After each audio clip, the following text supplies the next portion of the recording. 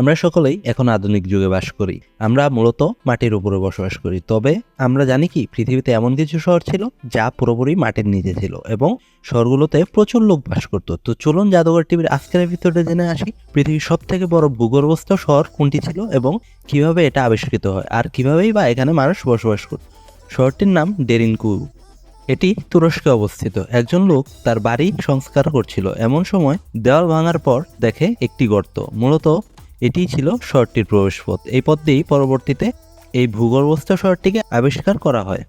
তুরস্কের সংস্কৃতি বিভাগের মতে খ্রিস্টপূর্ব 8ম কিংবা 7ম শতাব্দীতে ফ্রিজিয়ানরা ক্যাপাডোসিয়া অঞ্চলের নরম আগ্নেয়শিলায় প্রাথমিকভাবে গুহাগুলি নির্মাণ করে।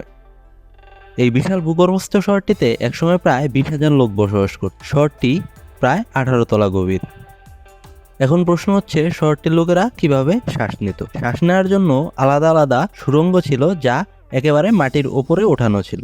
তেলের প্রেস, আস্তাবল, সোলার স্টোরেজ রুম, রিফ্যাক্টরি এবং চ্যাপেল ইত্যাদিরও ব্যবস্থা এখানে ছিল। এখানে রান্নার ধোঁয়া বের করার জন্য বড় চিমনিরও ব্যবস্থা ছিল। এরা মূলত রাতে রান্না করত যাতে ধোঁয়া না দেখা যায়।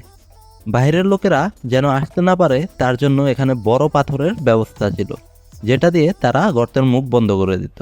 এখানে নলকূপও ছিল যেটা দিয়ে তারা পানির চাহিদা পূরণ করত। এখানে যে দরজাগুলো ছিল তার প্রত্যেকটির উচ্চতা ছিল প্রায় 8 ফিট। এখানে একটি কবরও ছিল। এখানে আলাদা আলাদা রুমেরও ব্যবস্থা ছিল। এখানে তাদের পশুদের খাওয়ানোর পাত্রও ছিল।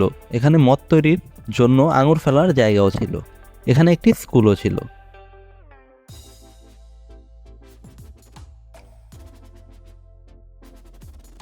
এখন আসা যাক কেন মানুষ এখানে বসবাস করত। কারণ ওই সময় তুরস্কের রাজা ছিল অন্য ধর্মের। সে খ্রিস্টান লোকেদের উপর খুব বেশি কঠোর ছিল।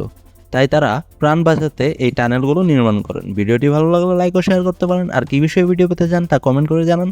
আর এমনই নতুন বিষয়ে জানার ইচ্ছা থাকলে জাদুঘর টিভি চ্যানেলটি সাবস্ক্রাইব করে পাশে রাখা বেল আইকনটি প্রেস করুন।